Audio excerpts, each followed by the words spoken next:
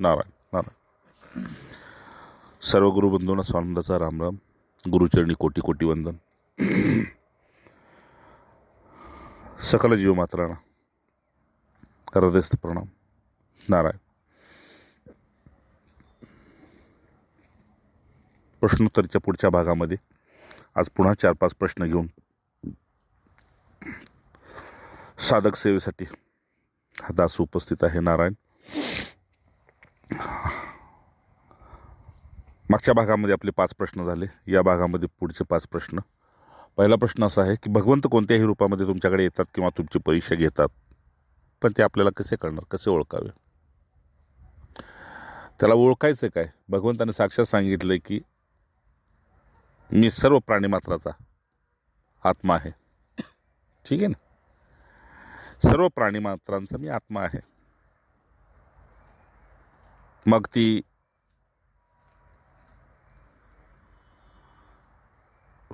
त्रिणी गुणातली कुठलीही व्यक्ती अथवा पशु पक्षी किडा मुंगी जीवजंतू काहीही असो, पण चैतन्य अहम, त्याच्यातलं ब्रह्मतत्व आत्मतत्व ते मी आहे. पाहणाऱ्याची नजर पाहिजे. पाठीमागे गोष्ट सांगितली होती. एक ऋषी गंगा स्नानाहून आपल्या झोपडीत चालले होते. वाटेतूनच एक सरडा चाललेला होता. त्या सरड्याकडे पाहिलं. सरडा मान वर करून खालीवर मान करत होता. हां मी ओळखलंय कोण आहे, मी ओळखलंय कोण आहे. समजलं ना? सरड्याची मान, पुढचे 2 पाय आणि मान उंचावून असं खालीवर करून मान खालीवर करत होता. आणि तेवढ्यावरून तो ऋषीनं सांगत होता, हां मी ओळखलंय तुम्हाला, कोण ओळखलंय. मग सरड्यानं तिथून माघारी फिरला आणि ऋषीनं त्याने शेपटीनं असं सांगितलं, जा म्हणून. शेपटी, ठीक आहे ना? मागच्या शेपटीनं असं खुणवलं, जा म्हणून. काय तर ऋषीनं असं वाटलं, योनी बदलली पण अहंकार नाही बदलला. ठीक आहे ना? जर एवढंच मला आज्ञा केल्यासारखंच करतोय हा, त्यापेक्षा अजून आहे त्या गतीच्या डबल गती घेतली असती, पटकन बाजूला जाऊन उभा राहिला असता, तर त्या विनयानं माझ्या नजरेत आणखी कृतज्ञ भाव प्रकट झाला असता. नारायण. तर भगवंत सर्वामध्ये आहे. वासुदेव हा सर्वम, नाही का? की या रामामय सब जग जानी. पण त्याच्यासाठी आपलं हृदय सुद्धा तसं झालं पाहिजे जसं माऊलीने सांगितलंय. काय सांगितलं माऊलीने?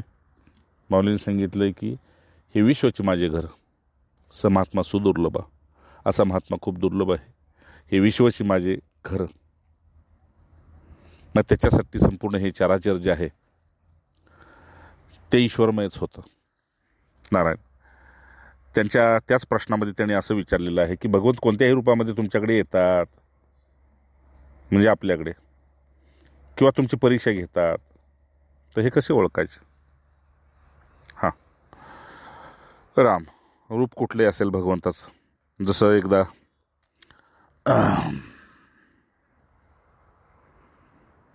स्वामी समर्थांना भूक लागलेली होती आणि त्यांच्या एका शिष्यानं सांगितलं की तू दर्शनाला आलेला आहेस, माझं तुझ्या भागामध्ये येणं आहे, जर शक्य झालं तर तुझ्याकडे येऊन जाईन.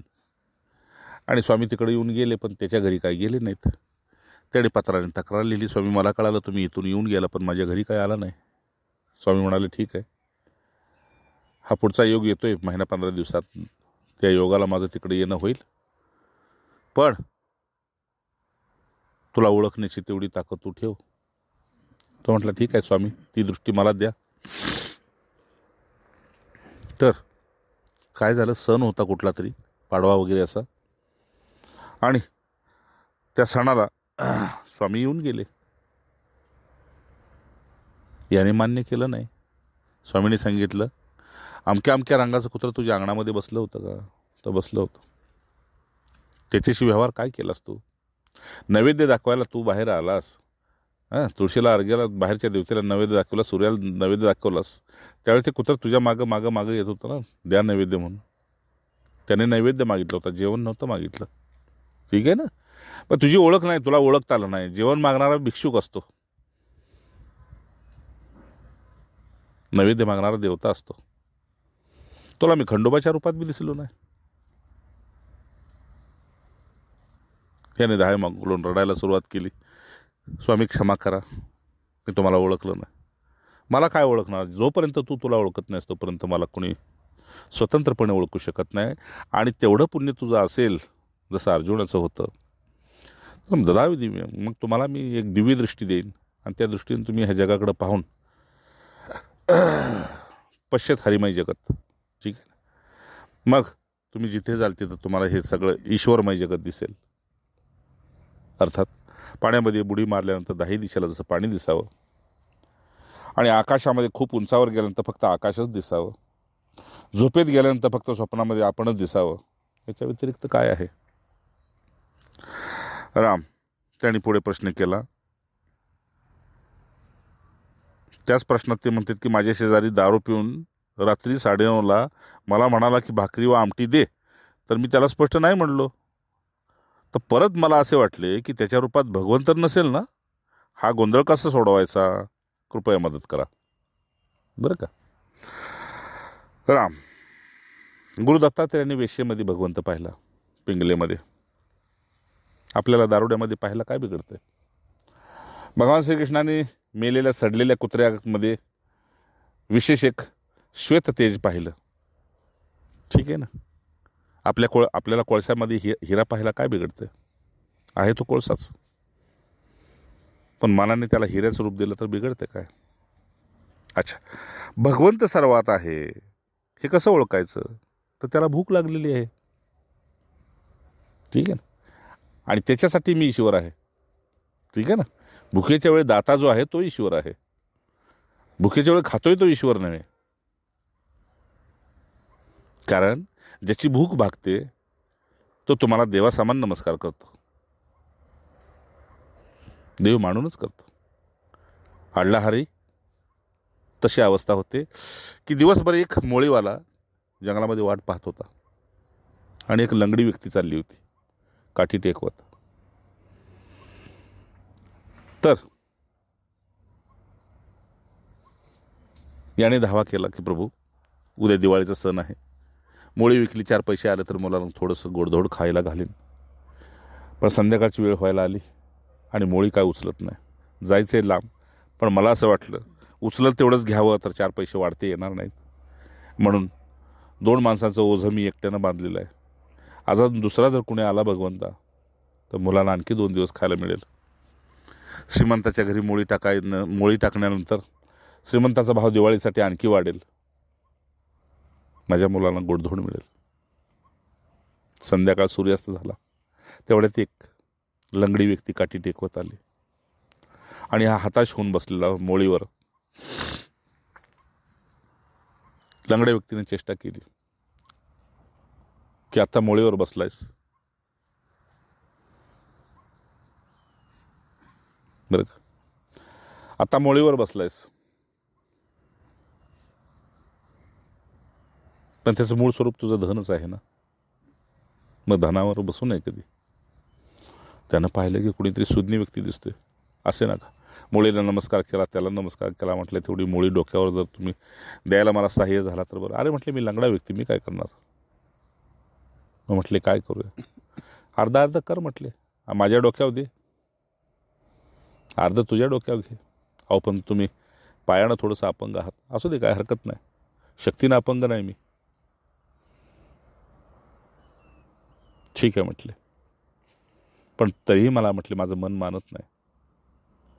अरे असू दे, तुझी मुलं म्हणजे मी त्यांचा काका आहे म्हटले, आहे ना. मी माझ्या भाच्यासाठी करतोय असं समजेन, बस पुतण्यासाठी करतोय, तू दे डोक्यावर. मोळी घेतली, लंगडी व्यक्ती मागं, हा पुढं. समोरचं गाव होतं, एकच रस्ता होता. गंमत काय झाली पहा. हा माघारी फिरून बघतोय,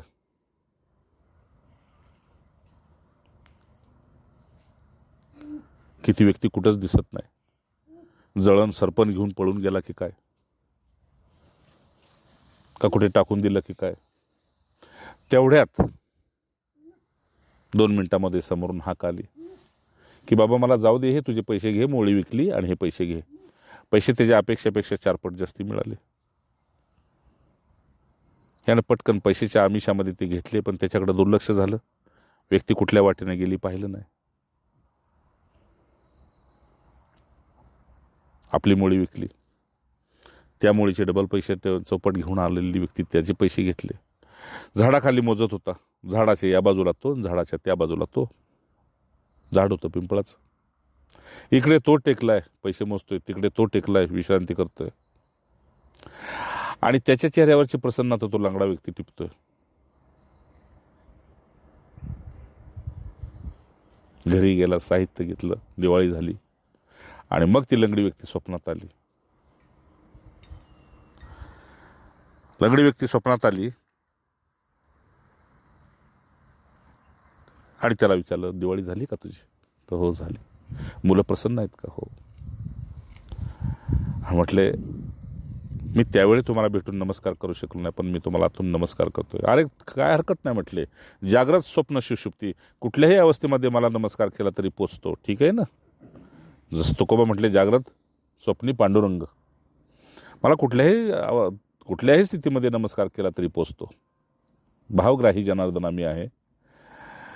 द्वेष करून नमस्कार केला तरी पोचतो, शिव्या देऊन केला तरी पोचतो, अर्घ्य देऊन केला तरी पोचतो, पूजापाठ करून केला तरी पोचतो, हताश निराश होऊन केला तरी पोचतो, किंवा मला माझ्यापासून उपरती घेण्यासाठी केला तरी पोचतो. पण तुम्हाला ओळखलंस का कोण आहे? तर प्रभू नाही ओळखलं. म्हणले, जो एका पायानं लंगडा आहे तोच मी देव आहे. आणि भगवंतानं श्रीकृष्णाने त्याला आपलं रूप दाखवलं. त्याच्यावर नाथाने अभंग लिहिला, बाई देव एका पायानं ठकडा, लंगडा ग लंगडा, देव एका पायाने ठकडा. असं काय आहे तो अभंग. राम सांगायचंय काय, त्यावेळेस तुम्हाला देव नाही ओळखता आला तर तुमचा भाव बघून स्वतःची ओळख देव करून देईल. बाकी तो दारुडा आहे का, वेश्या आहे का, कुणी आहे का, हे तुमचा उदार भाव असेल तर बाकीचा विचार करू नका. नारायण. संपलं. ओम. पुढचा प्रश्न आहे त्यांचा की भगवान कहते हैं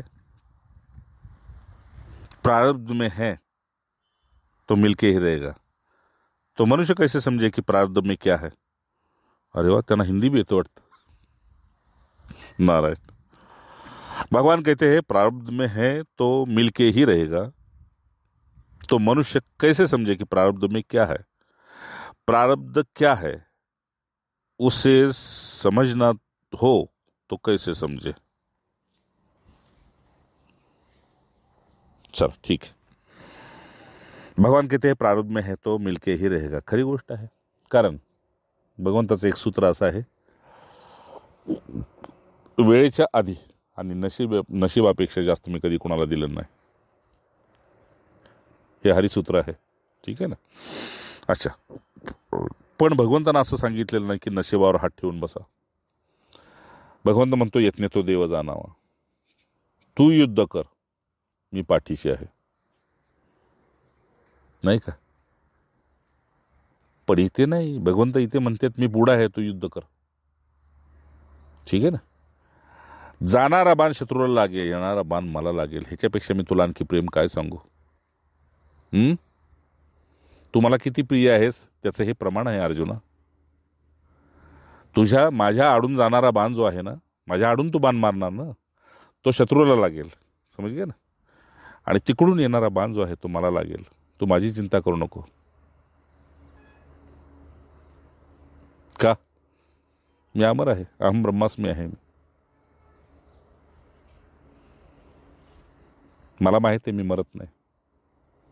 आणि तुला माहित आहे ते मरतेत म्हणून तुला दुःख होतंय. पण मी स्वतःच्या मरणानं सुद्धा दुःख करणार नाही, कारण मी अमर आहे. मला फक्त अंथरूण बदलायचे. नाही का? बाळाची आई करते काय करते? बाळाचं अंथरूण ओलं झालं की दुसरं ताजं अंथरूण टाकते. बस हे वस्त्र बी तसंच आहे. वासाशी जीर्णानी येतावी हाय, नवाणे ऋणापी नरोपराणी. तथा शरीराने, हे तसं शरीराचं आहे. समज गया? अच्छा. तर प्रारब्ध असं आहे की तुमच्या प्रारब्धात संत साधू भगवंत जर असतील तर तुम्हाला काही मागायची गरज नाही. का बरं? मी पहाटे गुरुदेवांचं एक वचन ऐकलं. जर तुम्हाला तुमच्या जीवनात साधुसंग घडत असेल, संतसंग तुमच्या जीवनामध्ये घडत असेल, तर ते म्हणले आधी तो ऐसे ही कट गई. अर्ध तर असंच संपलं.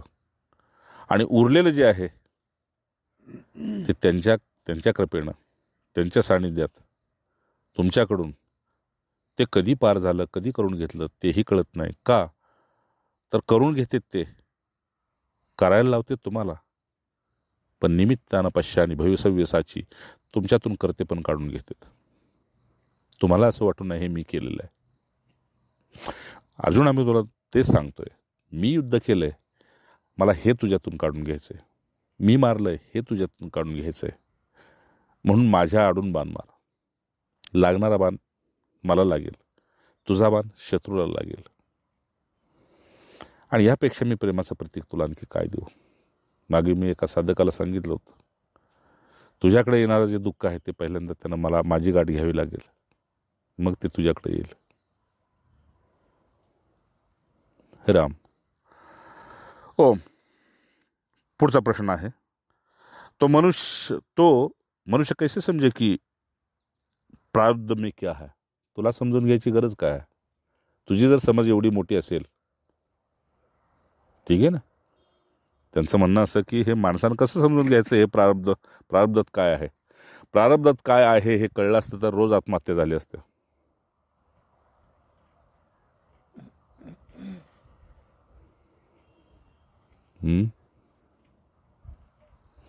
गोंदवलेकर महाराज म्हणले होते, मला कळतं हे जर तुम्हाला कळलं की नाही तर एक बी यायचं नाही माझ्यापाशी,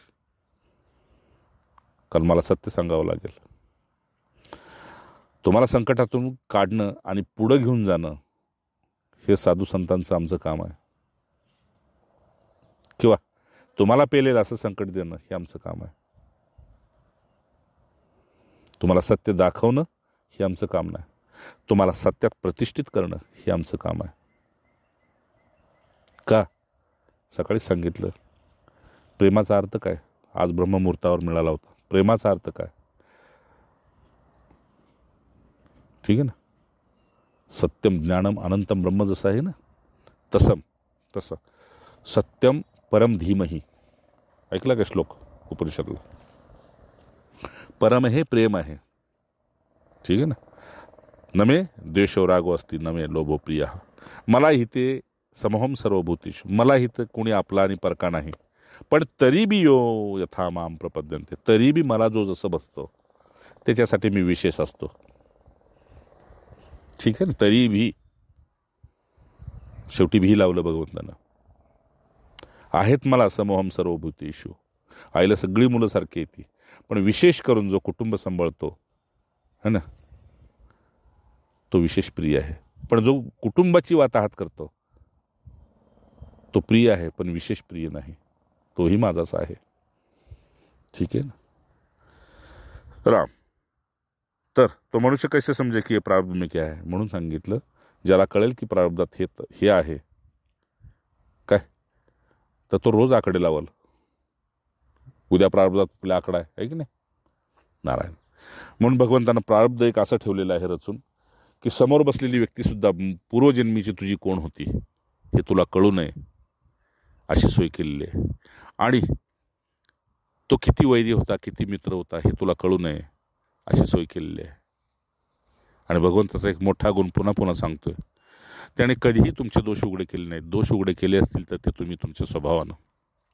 म्हणून लक्षात ठेवा नारायण, तुम्ही जर दुसऱ्याच्या घरात प्रवेश करत असाल, दुसऱ्याच्या मनात प्रवेश करत असाल, दुसऱ्याच्या संघात प्रवेश करत असाल, तर स्वभावावर विजय प्राप्त करून करा. कारण स्वभावाचा प्रभाव आयुष्यभर नव्हे जन्मोजन्मी राहतो, हे विसरू नका. स्वभावाचा प्रभाव जन्मोजन्मी राहतो. म्हणून तुमचा स्वभाव जर गोड असेल तर योनी कुठली बी प्राप्त होऊ द्यात कर्मधर्म संयोगानं, ठीक आहे ना. खूप गोड स्वभाव ठेवा. हां, तुम्हाला क्रोधाचा वापर करायचे करा, लोभाचा प्रसंगवदन करायचे करा, कामाचा करायचे करा. ते शत्रू जरी असले तरी त्यांना मित्रवत वागवा, समजलं ना? ते ते तुम्हाला हानिकारक नाहीत. पुढची गोष्ट असं सांगायची तुम्हाला की भगवंतानं दिलेली प्रत्येक गोष्ट हितकारक बी आहे आणि अहितकारक बी आहे. त्याचा वापर करण्यासाठी तुमच्याकडे जो विवेक दिलेला आहे. पशुसुद्धा जिथं चरतो तिथं हाकतो तो विवेक नव्हे, पण काय खावं आणि काय खाऊ नये हे त्याला विवेक असतो. म्हणून मनुष्यानं जिथं राहतो तिथं घाण करू नये. का? या मृत्यूलोकात दुसरा कोणीतरी येणार आहे. पण हे अतिरेक झाला. आज व्हॅलेंटाईन डे आहे की नाही, पण खऱ्या अर्थानं आज मातृपितृपूजन दिवस आहे. पण दिवस प्रेमाचाच आहे. पहिलं प्रेम आईवडिलांचं आहे, नंतरचं प्रेम कुणी दिवस देत असेल. आईवडिलांच्या बी आधी प्रेम कुणाचं असेल तर संतांचं आहे, आणि संतांच्या आधी कुणाचं प्रेम असेल तर भगवंताचं आहे. भगवंताच्या कृपेनं संत मिळतात, संतांच्या कृपेनं आईवडील मिळतात, आणि आईवडिलांच्या प्रेमात राहिला की कुणीतरी प्रेमळच व्यक्ती तुमच्यावर प्रेम करते. समज घ्या. राम नारायण. म्हणून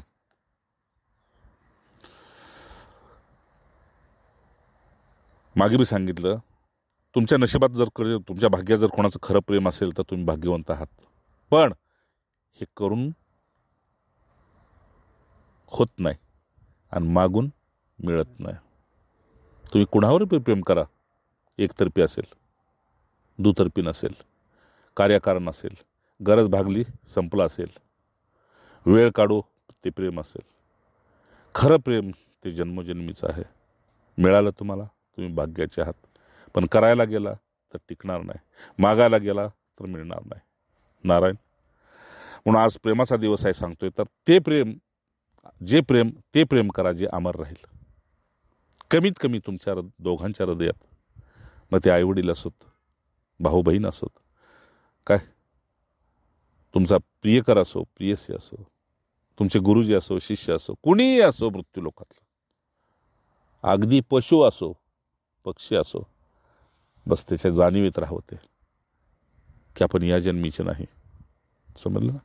म्हणून एकानं प्रश्न केला होता गुरुदेवांना की हे कसं ओळखायचं, हा माझा पूर्वजन्मीचा मित्र आहे. ते म्हटले ओळखायची गरज नाही, तुला हुडकत येईल तो.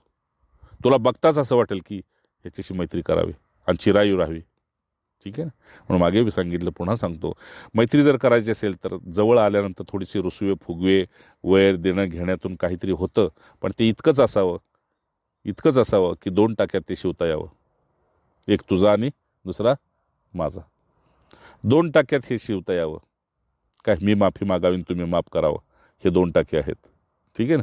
वैर असू नाही तर प्रेम असो. प्रेमात बी नाराजी होती की नाही, मग ती इतकीच असावी की मी क्षमा मागावी आणि तू क्षमा करावी. त्याला प्रेम म्हणतात. राम. पुढे ते म्हणतात की प्रारब्ध काय आहे, प्रारब्ध क्या है, उसे समजना हो तो कैसे समजे. बिलकुल समजून घेऊ नको. का माहिती आहे, ज्याला प्रारब्ध समजलं ते मृत्यूलोकातून निघून गेले. तुला जायचंय का? तुम्हाला जायचंय का? ज्याला आपलं प्रारब्ध कळलं ते निघून गेले. पण आपण असे पंचट आणि लांचट आहोत की प्रारब्धानं आपल्याला कितीही उघडलं, जाईल ना, कितीही प्रारब्धानं आपल्याला उघडलं तरी आपली देहबुद्धी झिजत नाही. समजते तुम्हाला? असं म्हणते की पिंगळा असतो की नाही, पिंगळा पक्षी, त्याला जर तुम्ही दगड मारला किंवा घुबडाला दगड मारला आणि तो त्यानं पंखामध्ये झेलला आणि पुन्हा चोचीनं जर दगड, तो नदीच्या कडेला पडणारा दगडासारखा त्यानं तो दगड जर उघडला तर इकडं मनुष्य झिजत जातो म्हणायचे. ही जुनी लोक सांगायची. काय समजते ना? पिंगळा की घुबड, त्याला जर दगड मारू नये म्हणतात आणि मारला त्याने झेलला आणि तो नदीकाठी जाऊन पहाटे रात्री कधी उघडला तर ती व्यक्ती झिजत जाते असं म्हणतात. समज आहे पूर्वीची, पण मी त्याला कधी अंधश्रद्धा म्हणणार नाही. माझ्या दृष्टीनं अंधश्रद्धा काय असेल तर उडतं विमान. काय तू म्हणतो इथून विजा काढून चाललोय, पोचणार आहेस का तू? नाही ना. नारायण. होम.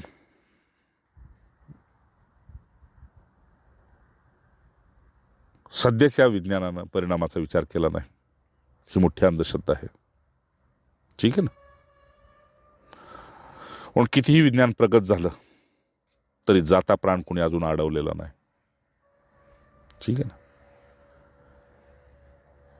तर मी कुठली गोष्ट सांगतो मग अशी हां काय त्याच्यानंतर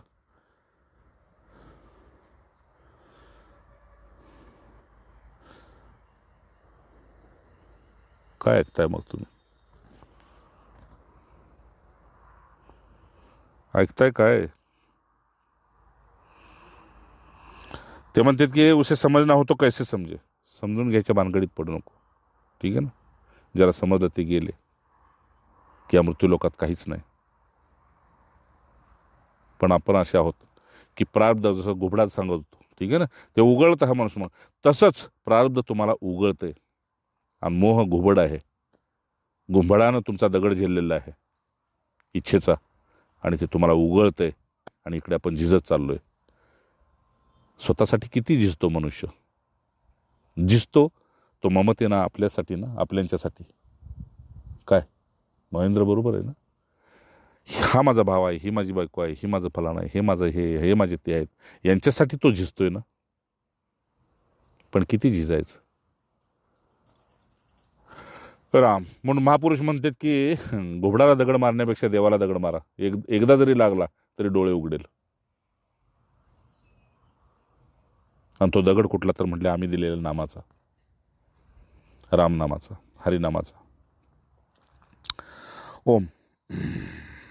चला ठीक आहे. पुढचा प्रश्न आहे त्यांचा, सुषुम्ना नाडीचे द्वार कधी उघडते?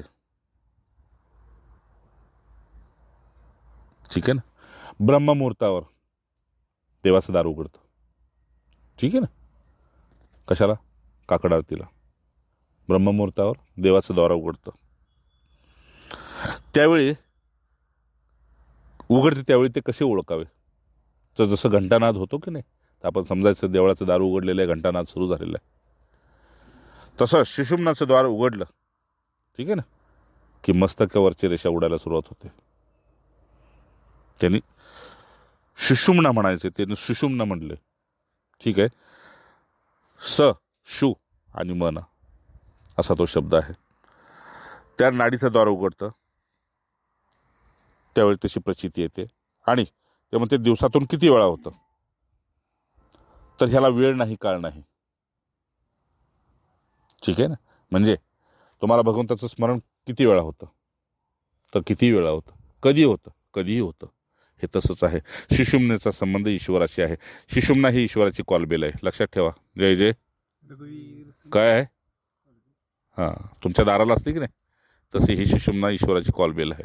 तुमची सुषुम्ना नाडी जागी झाली म्हणजे तुम्ही समाधीच्या योग्यतेचे झाला. आपलं आता ध्यानच लागत नाही, तर याच्याबद्दल ऐकून काय करायचं?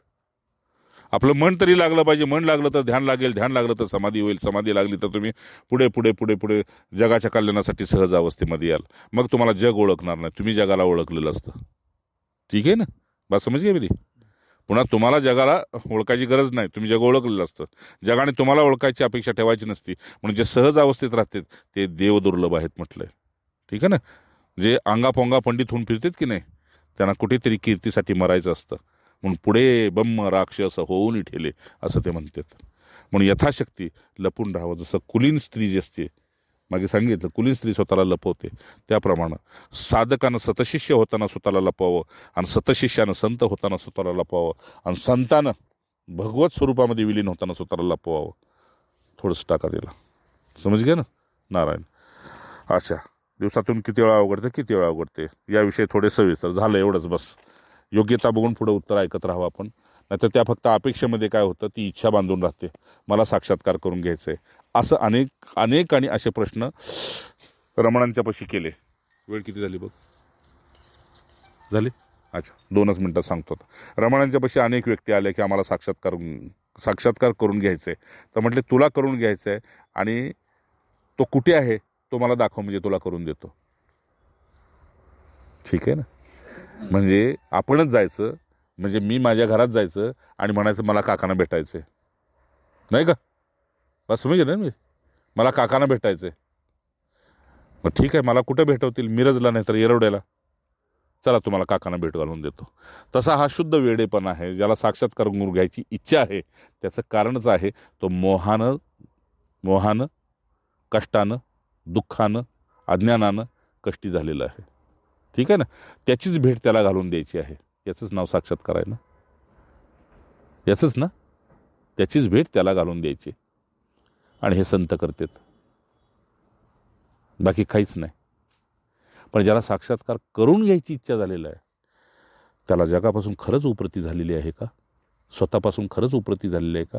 विषय विलासापासून खरंच उपरती झालेली आहे का? त्याला खरंच हा शेवटचा जन्म करून घ्यायचा आहे का?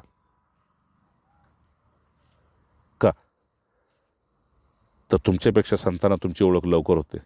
पण तरी बी तुमचे दोष कधीही तुम्हाला दाखवत नाहीत आणि स्वतःमध्ये त्याला घर करू देत नाहीत. बात समजले ना मेरी? तुम्ही कितीही कपटी कसे असा, वेळ काढू असा, कसे असा, पण ते तुम्हाला कळून देणार नाहीत. त्यांना असं वाटणार, तुम्हाला असं वाटणार की यांना कळलं नाही, आणि त्यांना ते कळले ते तुम्हाला कधी दुःखी करणार नाहीत. आणि तुमच्या दोषानं ते कधी दुःखी होणार नाहीत. फार मोठा गुण आहे हा, लक्षात ठेवा.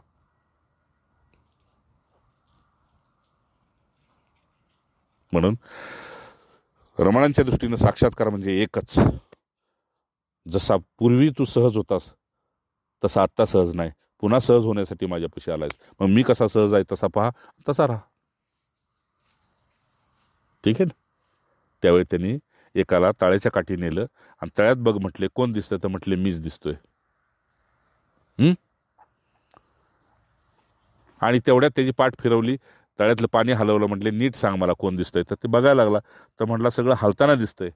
बस ती तुझी अवस्था आहे म्हटली. पहिली होती ती माझी अवस्था आहे. जय जय. पहिली होती ती माझी अवस्था आहे, दुसरी होती ती तुझी अवस्था आहे. म्हणून माझी स्थिती कधीच, तळ्यातलं पाणी हलतंय, तळं हलत नाही, मी तळं आहे. ठीक आहे ना. आटलं तरी मी तळच आहे काय, आणि भरलं तरी मी, वाहिलं तरी मी तळच आहे, आणि स्थिर असलं तरी मी तळच आहे. तळ्याला जसं माहीत आहे मी तळ आहे, तसं ज्ञानी पुरुषाला माहीत असतं मी ब्रह्म आहे, मी ब्रह्म आहे, मी ब्रह्म आहे. इथे सद्गुरू अर्पण वस्तू. राम राम राम राम. नारायण.